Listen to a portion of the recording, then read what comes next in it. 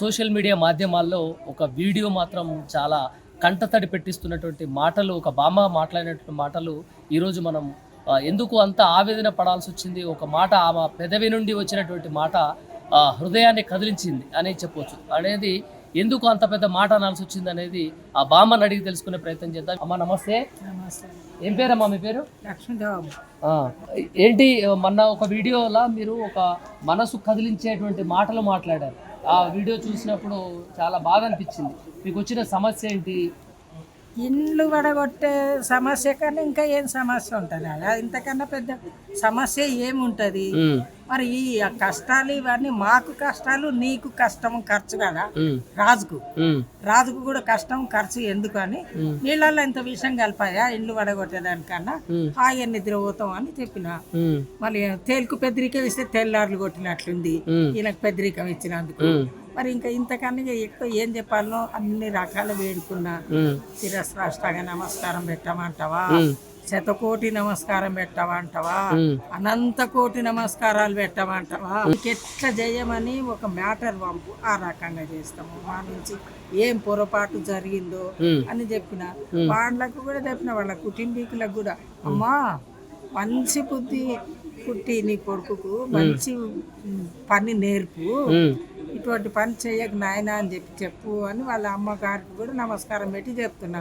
భార్యకు కూడా చెప్తున్నా, ఆశీర్వాదం తల్లి, నీకు అశ్రుసులు పొందకండి, మంచిగా ఇటువంటి అన్యాయం చేసి అందరితో సాపెండ్లు దివేళ్ళు తెచ్చి మాకేం పెట్టకు, మంచి పాలన చెయ్యి అని చెప్పు తల్లి అని భార్యకి చెప్తున్నా. కూతురుకు కూడా అదే చెప్తున్నా. ఈయన పరిపాలన ఎట్లుందంటే, ఏ సినిమా నాయ్యా, నాకు సినిమా ధ్యాసకు లేదు, నాకు 85 సంవత్సరాలు, మా పిల్లలను చదివించుకుంటాం, దగ్గర ఉంటది, ఆఫీసులు దగ్గర ఉంటుంది అని వచ్చి ఇక్కడ కొనుక్కున్నాం. మేము ఉన్న బంగారం అమ్ముకొని, ఉన్న ఎండి అమ్ముకొని మా సంసారం ఇప్పుడు బయట పెట్టాల్సి వచ్చింది. మేము ఇట్లా చేసినాము, అట్లా చేసినాము, ఎండి అమ్మినాం, బంగారం అమ్మినాం, తల్లి అమ్మినాం, చెంబ అమ్మినాం అని చెప్పాల్సి వచ్చింది కదా. ఇంతవరకు ఎంతమంది ముఖ్యమంత్రులు వచ్చినా కూడా మా దగ్గర ఎవ్వరు వాళ్ళు రాలేదు. మాకు ఇంకా ఉపకారం చేసిండ్రు కానీ అపకారం ఎవ్వరు చేయలేదు. ఈయననే ఉపకారం చేయకుండామే కానీ అపకారం చేయనిక ముప్పు అనుకున్నాడు. ఇది మంచి చెప్తున్నా. ఈ అపార్ట్మెంట్ కి అన్ని పర్మిషన్లు ఉన్నాయనేమో మీరు అంటున్నారు. అయితే బఫర్ జోన్ లోకి వచ్చింది అని చెప్పేసి ఏమో కాంగ్రెస్ ప్రభుత్వం అంటుంది. బఫర్ జోన్ అంటే ఏందో నాకు తెలియదు కదా అయ్యా. ఈ మూసి నదికి పక్కనే ఉంది, దగ్గర ఉంది అని అంటున్నాడు. అంటే ఇంతమంది ముఖ్యమంత్రులకు తెలివి ఈయనకే ఉంది. బఫర్ కంటే ఇట్లా మాకు గిన్ని నీళ్లు కూడా తాకలేదు. ఎన్ని వానలు వచ్చినా, మొన్న నెల రోజులు వచ్చాయి కదా వర్షాలు, వాళ్ళకి ఇంత ఆ గడ్డ కూడా ఎక్కలేదు నీళ్లు. బఫర్ జూన్ గిఫర్ జూన్ ఈయనకు ఒక్కడికే ఉందే తెలివి. ఈయన ఒక్కడే చూసిండా? ఇంతమంది ముఖ్యమంత్రులకు తెలియదా? మరి రాజశేఖర రెడ్డి ఇచ్చిండు కదా పర్మిషన్ మాకు, అలా ఎట్లా ఇచ్చిండు అన్ని చూడండి ఎట్లా ఇచ్చిండ్రు. మరి ఇప్పుడు ఈయనకు ఒక్కడికే ఉందే, చూసుకొని లెక్క తెలుసుకో. ఎవరికి లెక్కలు రాకున్నావే, ఎవరు చూడకున్నారా? అంటే కేసీఆర్ పరిపాలన కూడా 10 సంవత్సరాలు చేసిండు. ఎప్పుడన్నా ఇలాంటి నోటీసులు కానీ, లేకపోతే ఇట్లా మీకు మీ ఇల్లు బఫర్ జోన్ లో ఉంది కానీ చెప్పడం కానీ ఉందా? అప్పుడు కేసీఆర్ గారు ఇటువంటి మాటలు చెప్పడం కాదు, ఎంత ఉపకారం చేసిండు. మాకు మంచినీళ్ళు లేకుండే తాగనికే, ఉన్నోళ్ళు కాలు చేసిపోతుండ్రి. ఇట్లా పరిస్థితి ఉంది అంటే ఇమ్మీడియట్ గా తెప్పించిండు నల్లలు. కరెంటు కూడా పోతుంది అని తెలుసు కదా అందరికి, మీకు కూడా కరెంట్ పోయేది కాంగ్రెస్ ప్రభుత్వము. మరి కేసీఆర్ గారు వచ్చినాక ఒక్క నిమిషం కూడా పోకుండే, 360 రోజులు 24 గంటలు ఒక్క నిమిషం కూడా పోకుండే. మరి కేసీఆర్ గారికి ఈయనకు సాట్వ ఏందంట? ఏం సాట్వ? ఏ దాంట్లో కేసీఆర్ గారు, రాజశేఖర రెడ్డి గారు వీళ్ళంతా మంచిగా చేస్తే వాళ్ళకి మంచి పేరు వచ్చింది. ఆయన హైటెక్ సిటీ కట్టిండు, వీళ్ళు చేసి నేను మంచి పని చేసుకుంటే నాకు మంచి పని ఏం చేస్తలేను, మంచి పేరేం రాదు, కానీ ఇదన్నా చేస్తే ఒక నిలబడతా చిరస్థాయిగా నా పేరు అని ఈ పనికి పూనుకున్నాడా ఇలా. అంటే ఆయన ఏమంటుండే, ఒక రకంగా కావాలని వేరే వాళ్ళు మాట్లాడిస్తున్నారు వీళ్ళతోటి, మీరు కూడా పోయి అలాంటి సంప్రదించారు ఈ అపార్ట్మెంట్లో ఉండే కొంతమంది అని కూడా ఈ మాటలు అంటారు.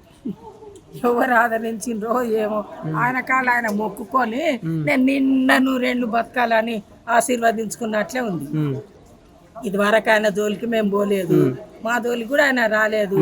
ఇప్పుడు మా జోలికి వచ్చినందుకు మేమే కాదు అందరు నష్టపోయిన వాళ్ళంతా అంటున్నారు కదా. మరి ఏంది అంటే నష్టపరిహారం ఇస్తా అంటున్నాడు, మరి మీకు ఓకేనా అట్లా? నష్టపరిహారం కాదు, మణిహారాలు కూడా మాకు వద్దు అంటున్నావు. మా ఇల్లు మాకుంటే అయిపోయా కదా, నీకు నష్టపరిహారం ఎందుకు ఇస్తావు? అదోలతోనే నీకేం అవసరం ఉంది? నీకు ఏమి ఇబ్బంది ఉంది? మా బిల్డింగ్లతోన నీకేమి ఇబ్బంది ఉంది చెప్పు.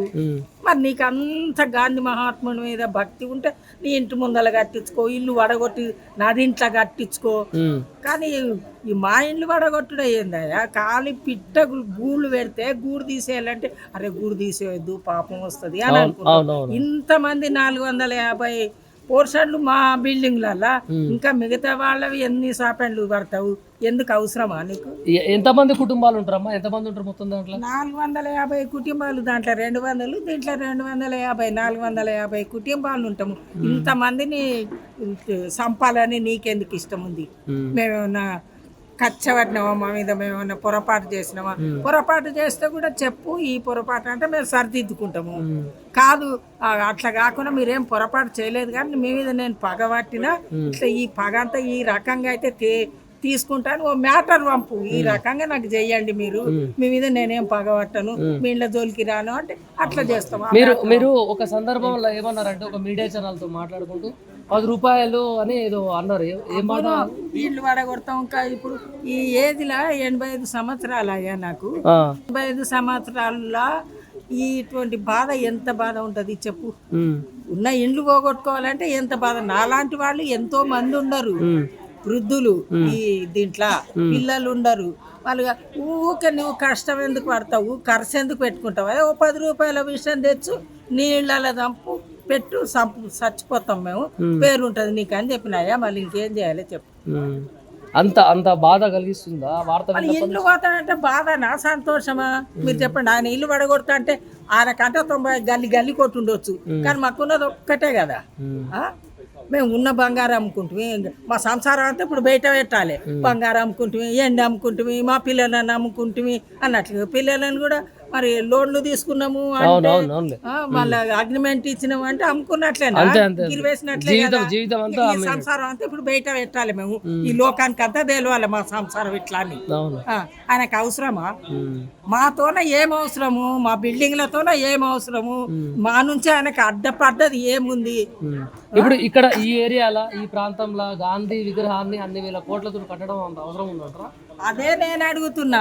ఉన్న గాంధీజీ ఉన్నాడు, ఇంతవరకు ఎంతో మంది ముఖ్యమంత్రులు వర్ధంతికి జయంతికి వచ్చిపోయినరు. నువ్వు కూడా గంతే వచ్చినావు. అంతకని నువ్వు మేమైనా రోజు అట్లకెళ్ళి తిరుగుతాం, దండం పెడతావు. నువ్వైతే వచ్చేది లేదు, పుచ్చేది లేదు. కానీ నువ్వు ఏమన్నా సుఖాలేం తెలుసుకుంటా లేవు, రాజపరిపాలన పాలించుతా లేవు. నువ్వు రాజువే పేరుకు, రౌడీ పాలన చేస్తుండవు, నువ్వు రాజు పరిపాలన చేస్తలేవు.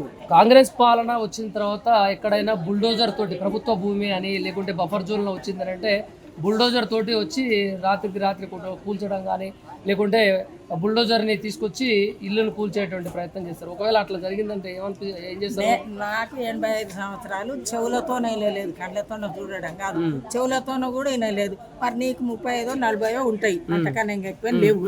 నువ్వు ఇన్నవా నువ్వు చూడకుంటే వద్దుగా నిన్నవా ఏదైనా పడగొట్టింది కాంగ్రెస్ ప్రభుత్వం అంటే కష్టాలు కడతేరుతుంది అనుకున్నాం మేము. కానీ నువ్వు కష్టాల్లో నొక్కేది మాకు తెలియదు కదా. మాదే దీంట్లో ఖచ్చితంగా బఫర్ జోన్ ఉంది, 2.5 ఎకరాల వరకు మేము గతంలోనే చెప్పినామని చెప్పేసి కాంగ్రెస్ ప్రభుత్వం వాళ్ళు అంటారు. బుల్డోజర్తో వచ్చిరనుకోండి, ఏంటి మీ పరిస్థితి ఏంటి మరి? అప్పుడు బుల్డోజర్కి ముందర అనుకుంటామని చెప్పిన కదా, ఇదివరకే చెప్పిన కదా నేను. రెండు మార్గాలు అయ్యా నీకు. నీళ్ళ విషం కలపడనన్న ఒక మార్గం, లేదా నువ్వు బుల్డోజర్లు తీసుకొస్తావా, మేము రోడ్డు మీద వండుకుంటాం, మా మీదకి వెళ్ళి ఓని బుల్డోజర్లు అని చెప్పిన. ఈ 2 మార్గాల్లో ఏదన్నా చేయి, లేకపోతే 2 చేయకుండా ఉండి కీర్తి తెచ్చుకో. నువ్వు కీర్తి తెచ్చుకో. మా డిస్టిక్ ఆయనది, మహబూబ్ నగర్. మహబూబ్ నగరే మాది, మాకు దగ్గర ఆయన కొండరెడ్డిపల్లి అంటే. మా పిల్లగాడు వస్తున్నాడు, మా డిస్టిక్ ఆయన వస్తున్నాడు, అందులో యువకుడు ఎంత మంచోడో. కోరి తెచ్చుకున్నావు మరి కాంగ్రెస్ ప్రభుత్వాన్ని. మరి అందుకే కోరి మొగడం చేసుకుంటే దీని ఒక దెబ్బ కొట్టిండట. అంటే కట్టెతోన, బెట్టం చెడితోన, చీకులతోన, చెర్లకోలతోన, దాంట్లో కోరినొక్క మొగడం చేసుకుంటే దీని ఒక దెబ్బ కొట్టినట్లుంది. కనకపు సింహాసనమున శునకం కూర్చుండబెట్టి శుభలగ్నాన్ని దొనరగ పట్టం కట్టిన వెనుకటి గుణమేలమాను విన్ను రాసుమతి అన్నట్లు ఈయనను సింహాసనం మీద కుక్కను గాన సింహాసనం మీద కూర్చోబెట్టి ఇట్లా నాకుతుందా ఆయన అక్కడిక్కడ నాకుతున్నాడు. మరి ఈ గుణమేం పోతలేదు అన్నట్లు.